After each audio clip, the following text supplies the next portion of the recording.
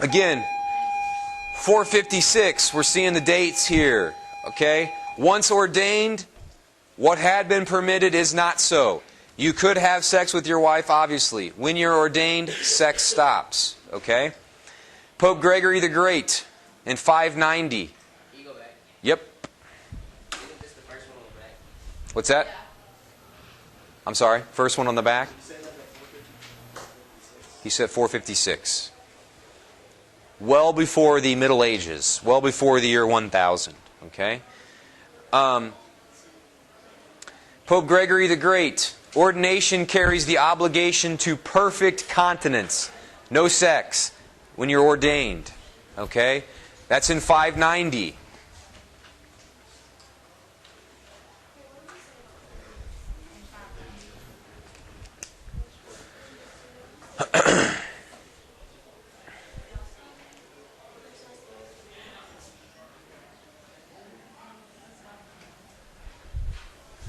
The church today actually has not said anything about if you join.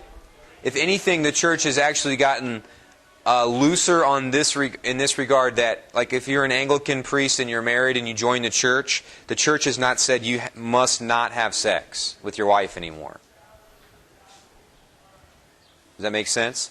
So it's actually gotten a little bit less intense since the beginning, in the sense that some priests that are married, the church doesn't tell them that they should not have sex. Isn't that a little unfair?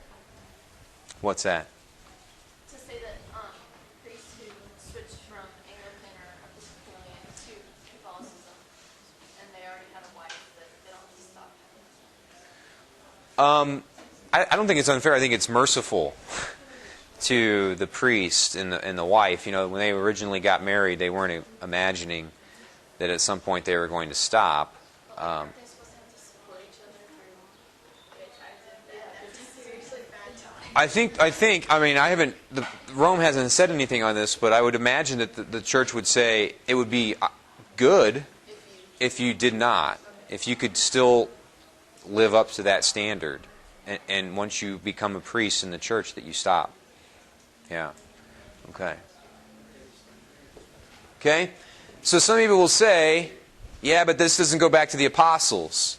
Okay? But actually, at Council of Carthage, again, which we already looked at, 4th century, they're saying, look, what we're doing is what the apostles taught. The apostles taught this.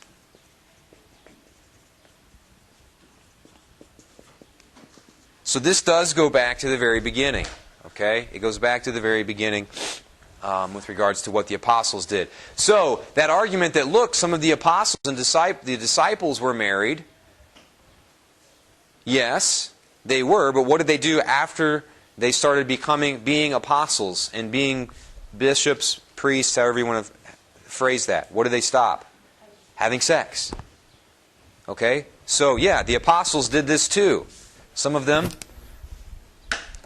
we know at least one of them was married. Okay, it talks about Simon's mother-in-law. You can't have a mother-in-law unless you got married. Okay, yeah. So I know that Mary conceived Jesus without having sex, but did her and Joseph never have sex? That's the teaching of the church. That's the teaching of the church. The tradition has taught that. What's that? Then they weren't married. That's true. Yeah, they never consummated their marriage. They never. So what about basing my life on that? Okay, let's not go ahead. Yep. Whatever, Mary.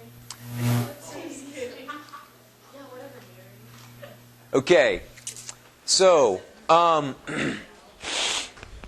again, just to review really quickly, St. Paul says bishops must be married only once. But how would you respond to that then? How does the church respond to that? Well, then why don't bishops and priests get married in the church? Someone comes knocking on your door. Are you Catholic? Yes. Okay. Do your priests get married? No. Well, St. Paul says in Corinthians 7:2 that bishops should be married only once. Why are you still Catholic? Because of the times. Well, like you were saying, it wasn't. They didn't know that I got Jesus you. was gonna like die for them or whatever, and then people were gonna become priests. So Right. they Okay. were waiting around. Good. So that's one thing. What else? Why? What's the question again? Why are priests married? If St. Paul says that bishops should be married only once, what would you say in response to that? Why do then priests? He contradicts that later because he says what? What does he say later? Those who don't get married are better. Those who don't get married are better. And also, is he married? Yes. Oh, St. Paul. He So- just wasn't confident. He was continent, actually. Yeah, he wasn't married. So the fact that he's not married himself, and the fact that he says it's better to not marry later on, would say that that's not what he meant. In fact, what he meant was, again, if you're married, you should be married only once. Okay? All right. If you don't understand it, then we'll figure it out at some point. Okay. Also, celibacy then is a sign. Well, let's get to that in a minute. Marriage and celibacy are meant to inspire each other. Let me talk about that really quickly. Some people ask, what's the point of celibacy? Okay, what's the point of celibacy? And I'd like you to write this down. This is from John Paul II and other places as well. Celibacy is a sign of the kingdom of heaven. Celibacy, we're going to look at. Celibacy has lots of different things going on with it. One of the things that's important about it, Luis, are you getting this down? Celibacy is a sign of the kingdom of heaven. And what the church means by that is this. When people see celibacy, it reminds them that there is more than just this world. When people see priests who are celibate, who have given up sexual activity, that is a sign to them that there is more than just this world. Rod? The three functions of celibacy, yes. One of the functions of celibacy is to be a sign of the kingdom of heaven. Okay? One of the functions of celibacy is to be a sign of the kingdom of heaven. It reminds people that there's more than just this world. When you see someone, when you see a priest, people often think, wow, that person has given up the greatest physical pleasure that we can experience in this world, which is sexual pleasure. He has given that up. Or she, who is, if they're a religious sister. Okay? Celibacy functions then, that reminds them that there's more than just this world. Okay? People are and I see it all the time because I wear the outfit. And people just gawk sometimes. They just stare at you. And I've gotten okay with that. Like it was creepy at first. Okay? But people just stare at you sometimes. And it's not because they're just like, holy crap, that person actually doesn't have sex. And you can see it like turning in their mind. I remember I counseled this one girl who was thinking about getting an abortion, and it was a crisis pregnancy center. And then we were just chatting, and she was like, asked me what I did, and I was like, I'm studying to be a Catholic priest. And she's like, Catholic priests, like they don't have sex, right? And then she was just like, that was instantly what she was like. She just couldn't believe it. Okay? It's a sign to people that there's more to life, I think, than just this world. Would you agree with that or not? I mean, I'm not asking you to be like, oh yes, Father, you do a great job. I don't mean that. I mean, when you see celibacy, does that make you think that at all about anything? Yeah, but I don't understand how you can write that on the board. I mean, I believe that that is true, but I don't understand how you can write that on the board and not say that that's put at a higher standard or I guess level of holiness or whatever. Because I mean, you're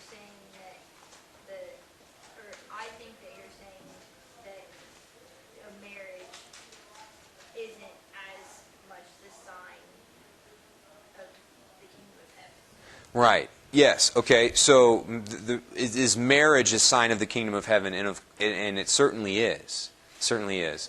But marriage, That's at a higher level. I think it is. It has a higher sign value. It does more to point people towards the kingdom of heaven, or it makes people think about maybe there's more than this world. Marriage does that in the sense that people look sometimes at people who are, and especially today, how in the heck do they do that and stay faithful to each other for 50 years? Like, that blows people's mind. That gets people thinking sometimes. Now, just seeing a man and a wife stay together. But a priest or a sister who's living out celibacy, I think, in a more profound way, kind of like, it rubs people's face in it a little bit, in the sense that it gets them to think, why in the world does that person doesn't even have sex? And that just absolutely just gets people's minds smoking. Sometimes you can see the smoke coming out of their ears. They're like, holy cow. In a different way, I think, in a more dramatic way than seeing people who are married. Do marriages do this, though? Of course. But I think to a lesser degree. But then, Not to say at all that they're not, and we're going to, go ahead. but then obviously, if that's a more significant sign of the kingdom of heaven, then wouldn't it make logical sense to say that God would prefer clergy? No. He's not saying one is more important. He's saying like when people like I see. know that he's not saying that, but I mean, it's that's so you can think that so easily from that sentence. Yes, and I would say to that because one thing functions as a more dramatic sign of the king, it gets people thinking more about maybe there's more than this world than the other, does not mean that God wouldn't call people to both. Right? Yeah. I mean, it's just that one has there's what's the added benefit? This is a benefit to celibacy. It gets people thinking about the kingdom of heaven, right? It gets people thinking about maybe there's more than this world. What's the added benefit of marriage that celibacy does not have? What great thing does celibacy prevent? Children. So to say that this is a better vocation isn't true. It's just to say that in this regard, in getting people to think about heaven, celibacy is more dramatically effective in that. But there's lots of other areas, again, especially the bringing about of new children, new life, where marriage is superior. Yeah. I was just going to say, I think that Alicia's thinking this because marriage is just so common nowadays, and people get married and even remarried sometimes. Right. And we don't really see it as that big of a deal, even though it really is. And then Right. when someone joins the priesthood and they do say that they're celibate, it's like, it's so uncommon that it's profound and really, I guess, looked upon as something great and not something that we see very often. Yes. I was just trying to clarify. No, I think I agree. All right, let's get some water. Let's go. $1, and I went and I just put it out on the street and said, I don't want the $1 million. That would be people would see that and they would say, wonder why he's doing that. I wonder why. Maybe there's more to it than money. Maybe there's more to things. Maybe money is not the most important thing. In the same way, what's that? What's that? Yeah. I'd probably start with all the schools in Africa that don't even have water. There you go. I just played the Africa card, Actually, I feel like you should. the third world card. I just played it. I feel like you should help the African Americans. Okay. Oh, just. Wow. Okay. Yeah, race cars. Yeah. Race cars.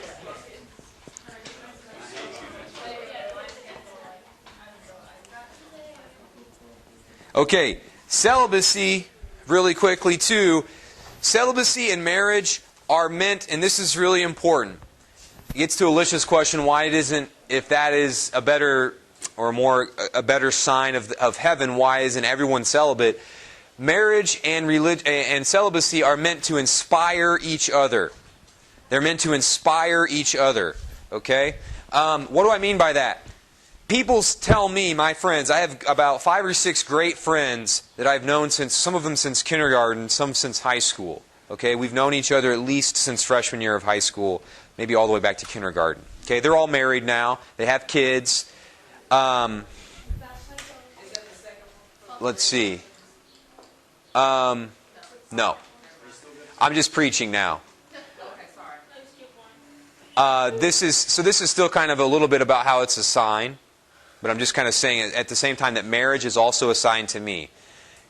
My friends tell me all the time, gosh, Father, what you've done is inspiring. That's awesome. Not really. Not often. Sometimes they do, but sometimes they don't.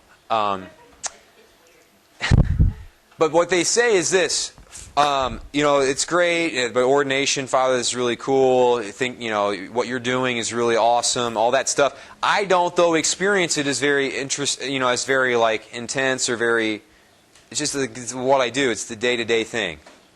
On the other side, though, I have one of my friends is married. They have 4 kids under the age of 4. And I literally think about them anytime I'm like, oh, I got another nasty homily letter. Someone that hates my homilies or thinks I'm a Pharisee or whatever. Or, gosh, I haven't had a day off in a couple of weeks or, something like that. And you're feeling sorry for yourself. I literally think about them. And they haven't had time off for 4 years. And they're raising 4 kids. Okay? The 2 vocations inspire each other. That's the point.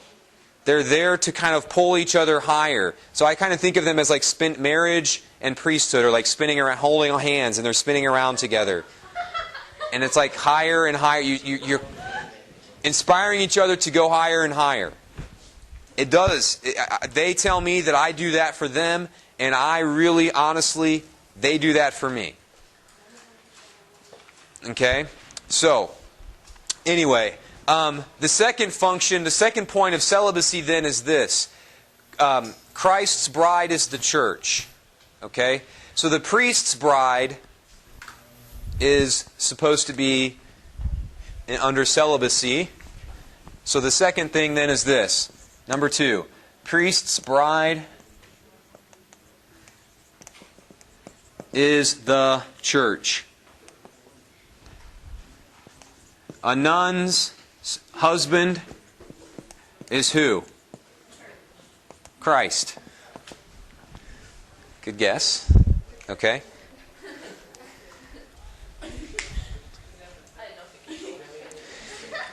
And so this is kind of a practical thing.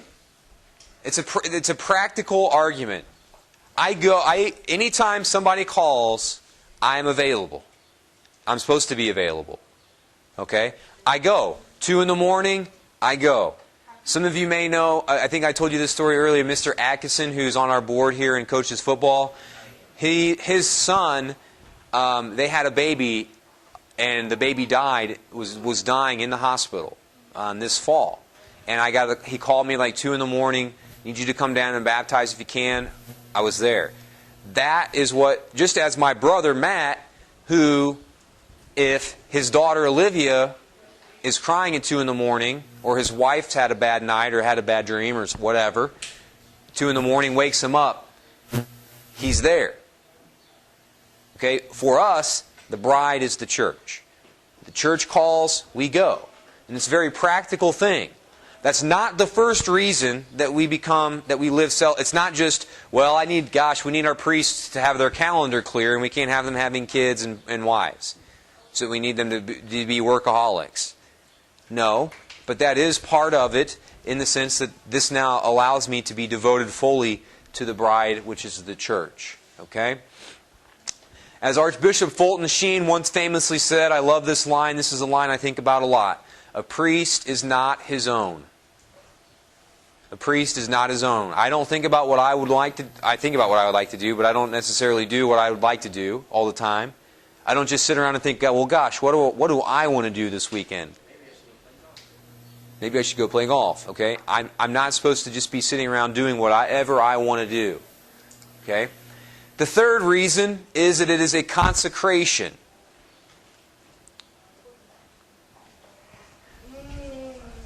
I know, we're almost done. I know, that's why I said we're almost done. Okay, what is a consecration? Well, yeah, I'm trying to say, that's the long definition. I'm saying, how do we make it shorter? Okay.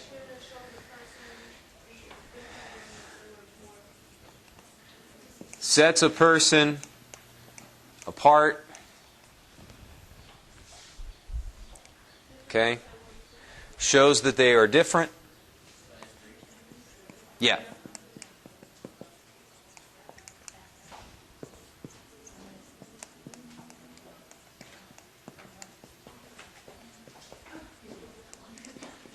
At my ordination, my soul, the church teaches, is fundamentally changed. I have a different,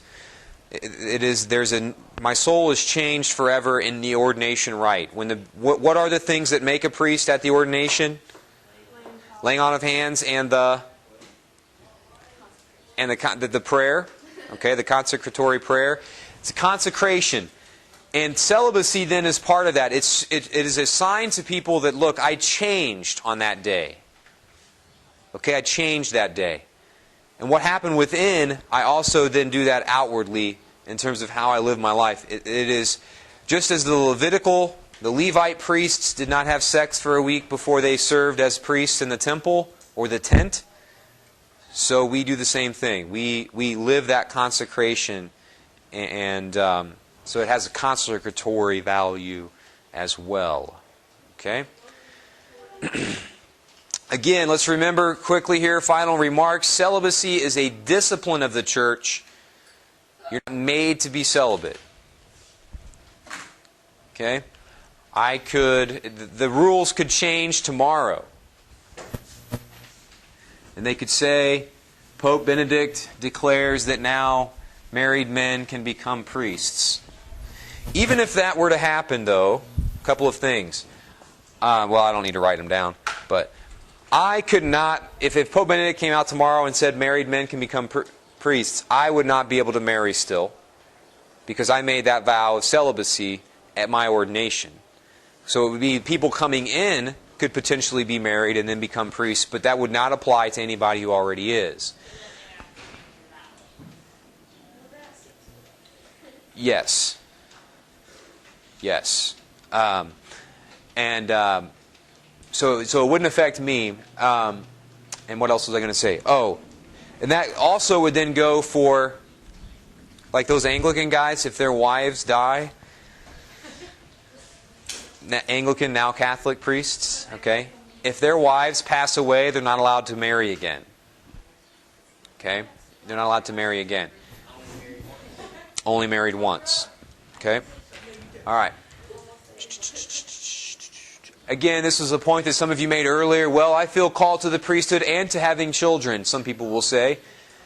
The church would say, you need to figure out which one God is calling you to, because He doesn't call people to both. Okay?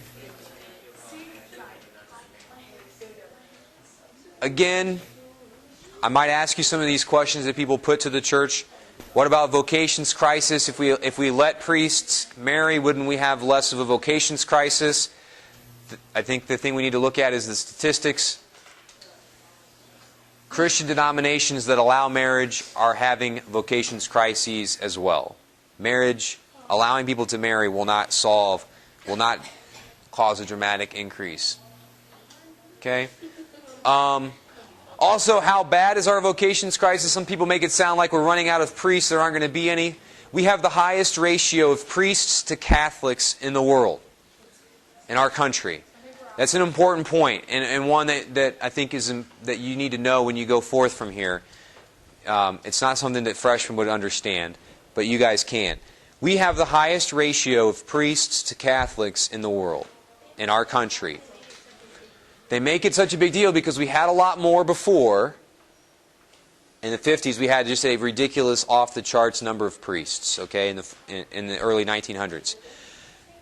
In Mexico, for example, there are a lot more Catholics for every priest in Mexico.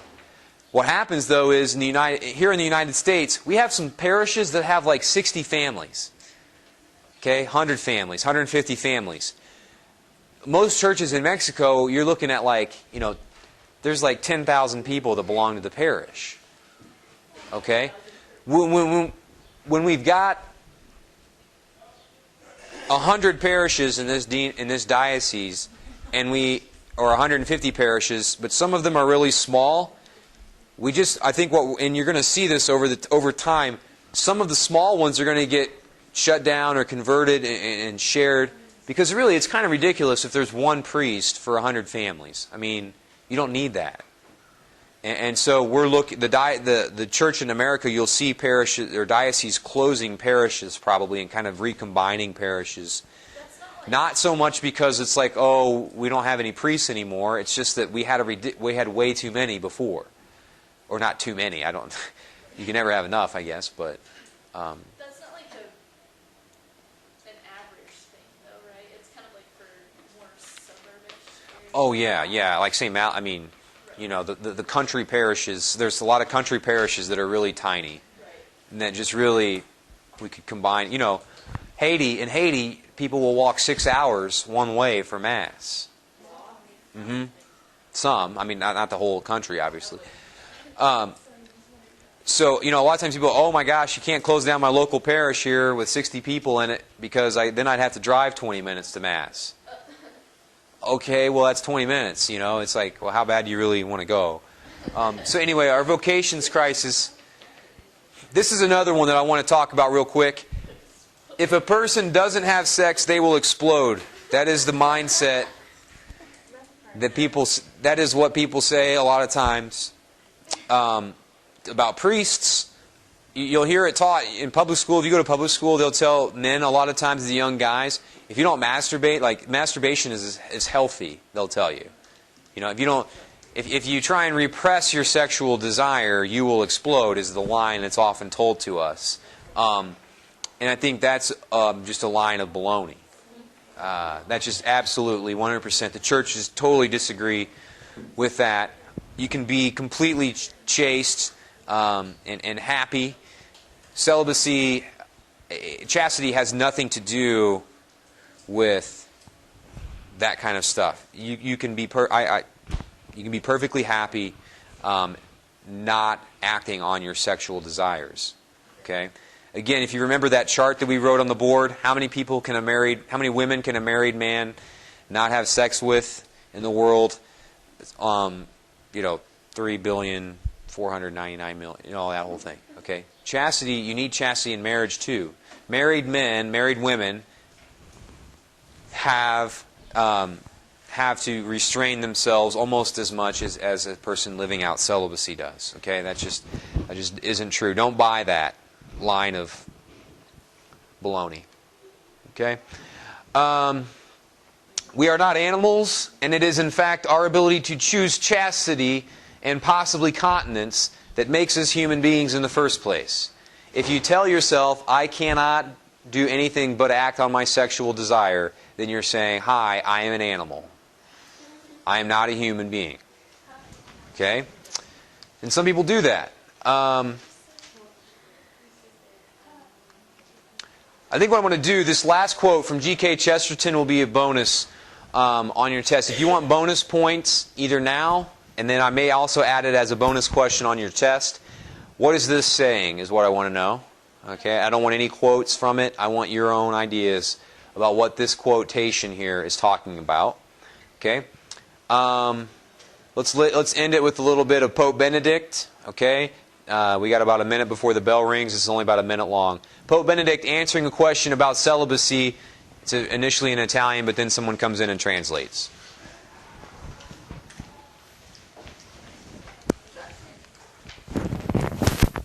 In a question and answer session with priests yesterday evening, Benedict XVI was asked if he could shed light on the depth and the true meaning of ecclesiastical sul senso celibacy. autentico del celibato ecclesiastico.